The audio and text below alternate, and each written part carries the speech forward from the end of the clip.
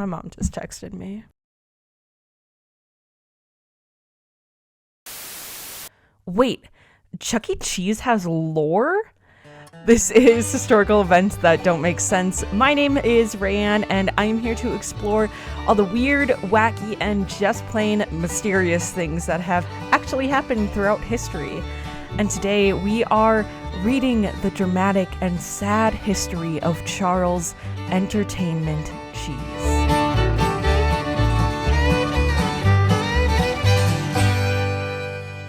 Let's just get right into the history. If you're new here, welcome. I haven't recorded a video in many months. But we're reviving. Historical Events has not died. It's a little different, but you're getting the same quality history. Just living. Anyway, I think we're going to get right into it. So 1977 was a wonderful year in the United States. Iconic rock band Toto is formed. The first garbage Star Wars movie is released. Fight me on that. And the hearings for MK Ultra began. Future episodes? That's Dean for sure. More interesting, however, than all of that is the opening of the first ever Chuck E. Cheese Pizza Time Theater. Now, okay, I could talk about the whole boring history of Chuck E. Cheese as a restaurant, and I looked into that, and it's like some dude opened a restaurant. Boom, whatever. But we're going to actually just talk about the main man himself, Charles Entertainment Cheese. So, Chuck E. Cheese has lore. Charles Entertainment Cheese has lore. He has a whole book written about him. Now, I want to build some tension because it would be boring. It would be a bad podcast if I didn't go.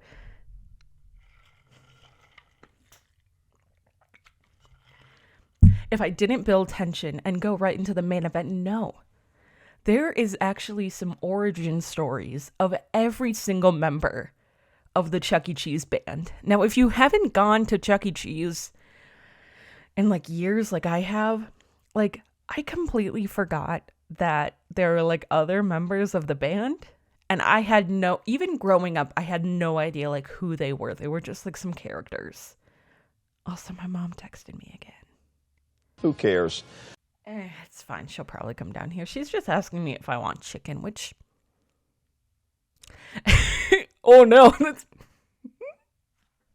she's asking me if I want chicken. And our first band member is Helen Henny, a chicken. The irony is strong with this one. But yeah, I completely forgot that there were like other... I sure hope that you heard that. That's one of the advantages of filming in a new location is we might have special guests.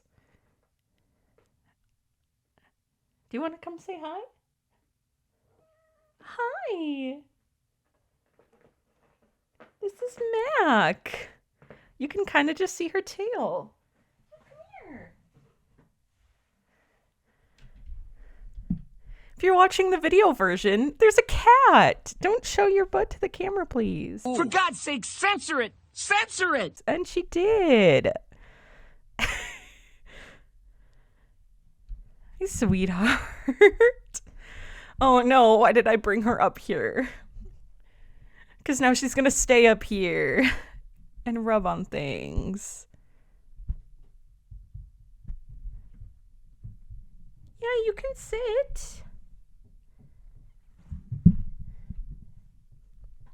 Come sit. Bye. Anyway, okay, enough distractions. One eternity later. I didn't realize there were other members of the band. There are. Let's talk about them. So Helen Henny, a chicken. She is super interested in fashion, vegetarianism, and video games. Heyo. You know, I'm just like thinking about it. So she's interested in vegetarianism. Cool. But wouldn't any of, like, just thinking about any animatronic members of Chuck E. Cheese eating meat, like, that's kind of horrifying.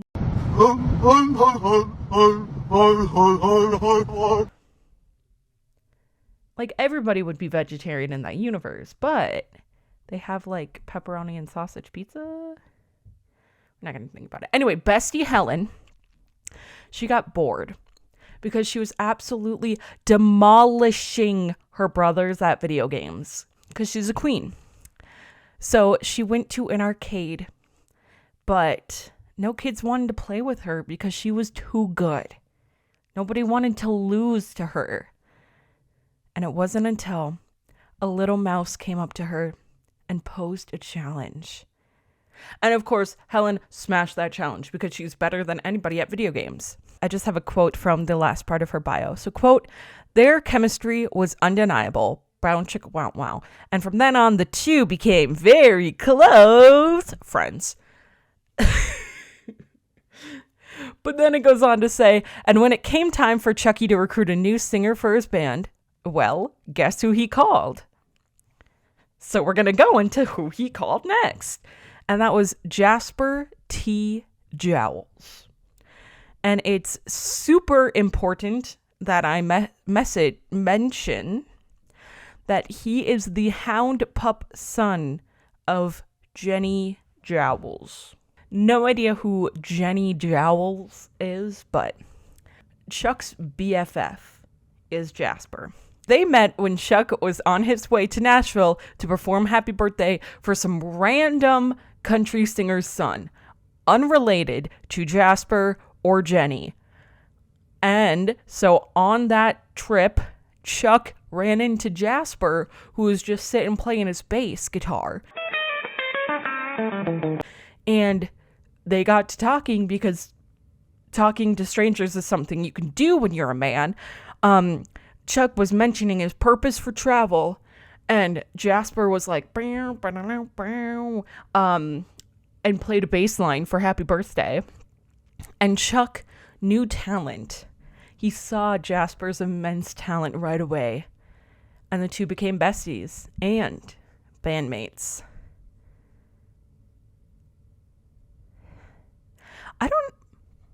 I don't know if I wrote this in order because I ended Helen's with saying that Chuck was recruiting a new singer, but Jasper is the bassist.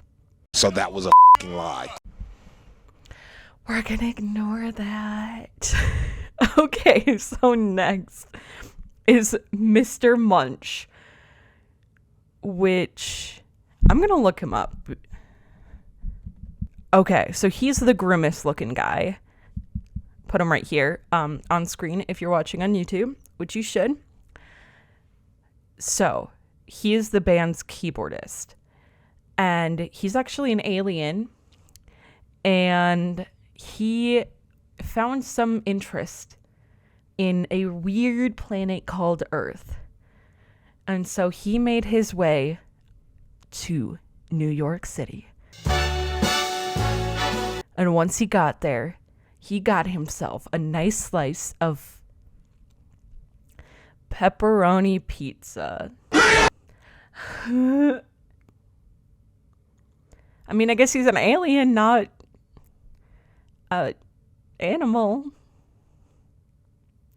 I don't know whose meat that is. Who created that? Anyway, this man, Mr. Munch, Grimace, Bestie, hated this pizza. The first thing he got on Earth was this awful slice of pizza. And so he played a sad song about how much he hated that pizza. And that gave him a mission to go to all of the different pizza places in New York to find that wonderful slice. And He could not rest until he found that slice. And guess where he found that slice? Chuck E. Cheese. He took his first bite of pepperoni pizza and literally burst into tears of joy. His mission was done. Complete.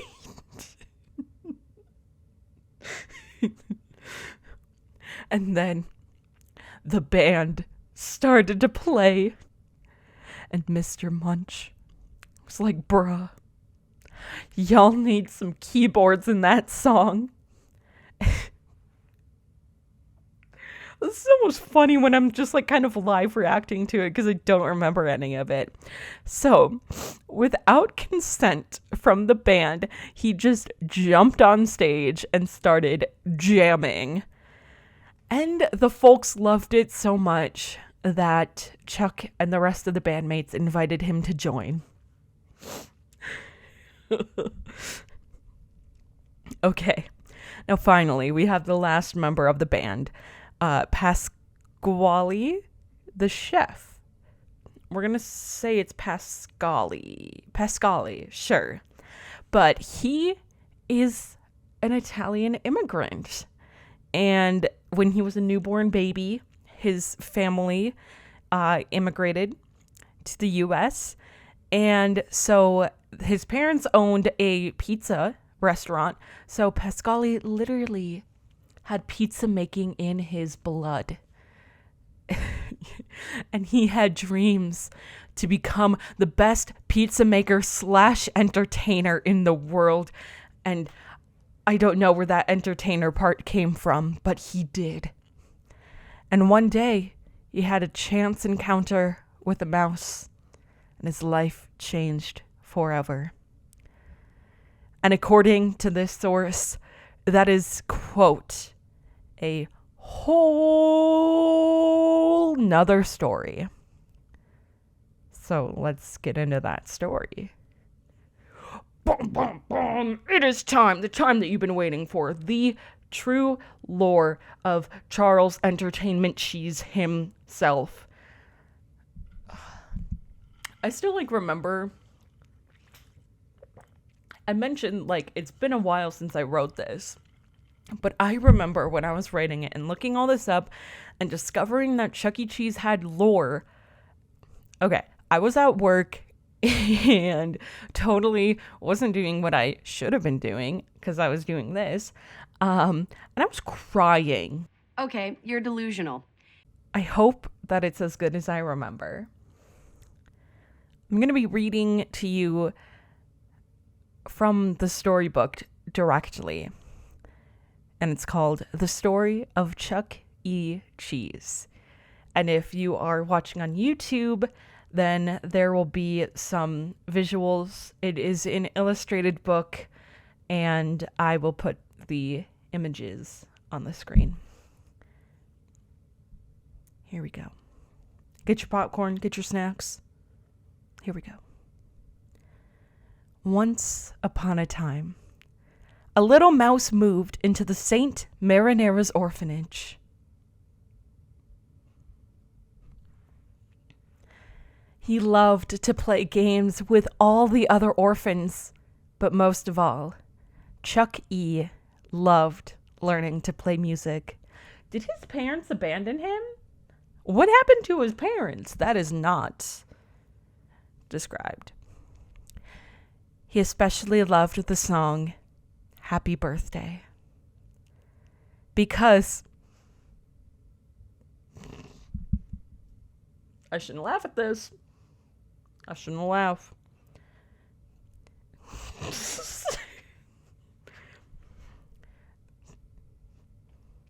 Because Chuck E. was an orphan, no one knew when his birthday was. So he never had a birthday party of his own. That made Chuck E. sad. Shouldn't laugh at it. But not for long. He was not sad for long. Because with so many kids at the orphanage. There was a birthday party almost every week. So if he's an orphan, and because he's an orphan, he doesn't know when his birthday is, how did the other orphans know when their birthday is? How did you become an orphan, Chucky? It's questions that we need to know. Also, okay, so you know how Wendy's has like the whole like adopt kids thing? Why doesn't Chuck E. Cheese have that if their mascot is literally an orphan? And why are there so many kids in this orphanage? Chuck E. loved birthday parties, especially because there was pizza. That man has his priorities straight. When Chuck E. wasn't learning music or singing or enjoying pizza at a birthday party, Chuck E. loved to play video games. And to age the story, his favorite game was called Pong. Chuck E. almost never lost. Legend. In fact, one day, Chuck E. won a Pong tournament. He won a trophy and $50, which to a kid, especially an orphan, $50 is a lot. And that $50 was enough for him to buy a bus ticket to New York City. It was his magic ticket. When Chuck E. first moved to New York, he was amazed by how big the city was. But despite being surrounded by people, Chuck E. felt lonely. He missed the kids from the orphanage. He should save the children from the orphanage. He had no place to stay, so Chuck E. would sleep above the kitchen in a pizzeria run by a friendly Italian chef named Pasquale. Chuck E. loved the smell of pizza, plus he had plenty of music. Pasquale would listen to and sing along to the radio. It was a great place to live. Getting Ratatouille vibes from here. So I don't think Ratatouille was living anywhere near that restaurant under anybody's consent. Until one day, Chuck E., thinking Pasquale had gone home for the night, explored Pasquale's restaurant and was discovered. He was not living consensually above that pizzeria. Mouse! Screamed Pasquale as he chased Chuck E. around with a rolling pin. How big is Chuck E.? I thought he was like a normal human-sized mouse.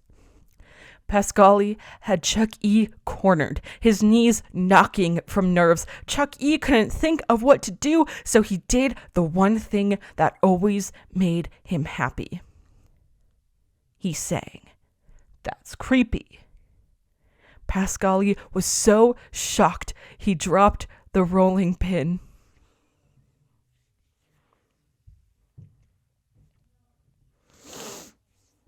Apologies in advance.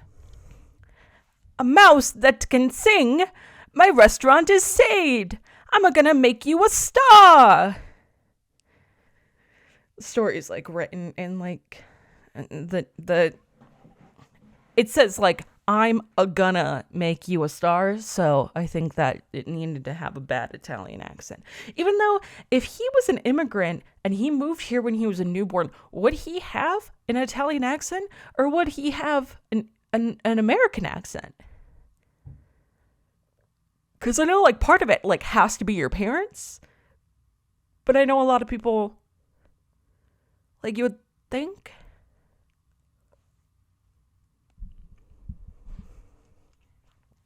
Pasquale immediately changed the name of his restaurant to Chuck E. Cheese's, home of the world-famous singing mouse. He did that before he even was world-famous or anything. On the grand opening night... Oh no, we have another friend. Or not. On the grand reopening night, men and women crowded around every table. Hello? Thought I heard a meow. Pasquale proudly introduced Chuck E. Stop. Ladies and gentlemen, please welcome Chuck E. Cheese, the world-famous singing mouse. For audio listeners, yes, I am doing the thing with my hand. When the curtain came up, Chuck E. was terrified. Chuck E. had never sung for so many adults before, and he stood there frozen. He couldn't do it. You only sang for orphan children, not adults. I need to stop. The crowd booed, and left. And Pasquale was heartbroken. So was Chuck E. He didn't want to disappoint Pasquale, his seemingly adopted father. As Chuck E. stared out the window, the crowd poured out. But he saw a young boy walking.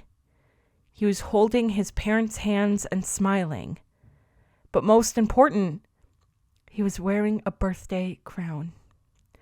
It was his birthday. Without another thought, Chuck E. began to sing his favorite song to the boy. Cue happy birthday theme song. I'm not singing it. No, I'm just thinking he's looking at this kid holding hands with his parents, and he's like, his first thought is, it's his birthday, not, I wish I had parents.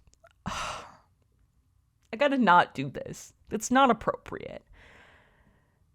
No one could believe it. Chuck E. could sing.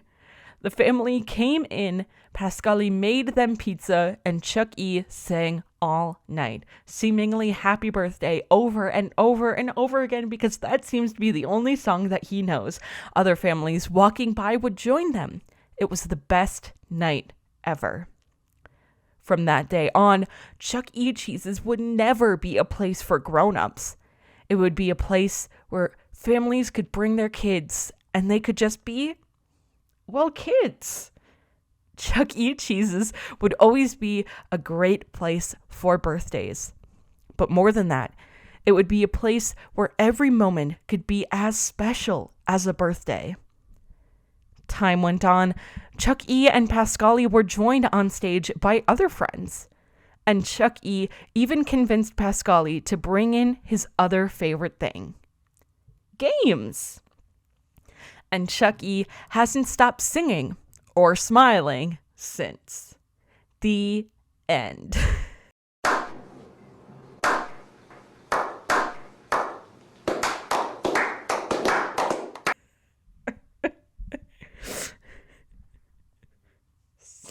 I don't know why that's so funny to me. I hope it was funny for you too. Charles Entertainment Cheese went from an orphan right at birth. Was it like Doofenshmirtz, where his parents didn't even show up at his own birth? It all began on the day of my actual birth. Both of my parents failed to show up. Also, I'm sure that like mice have more than one. Do mice have more than one baby at a time?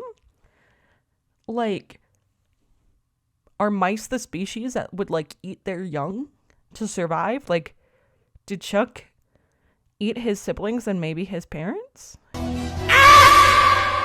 He went from being an orphan right at birth to homeless in New York City to being a slave. Oh my gosh, for being a slave to a stereotypical Italian immigrant. That's what I wrote in my script.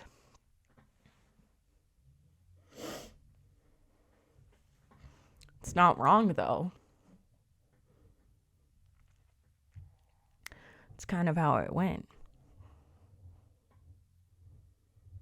So anyway, that's basically it. Thank you for listening and or watching to this edition of historical events that don't make sense. It was an interesting one. I don't know. Let me know if you like this new setup, how I can make things better. I'm going to be working on it. at least for the next 10 weeks. Theoretically, 10 episodes will be coming out every single week, so you got a lot of content to look forward to. I hope you enjoyed just the new style and the new things that are all happening. Make sure to let me know. And yeah, thank you so much for listening. We'll see you next week. Hey.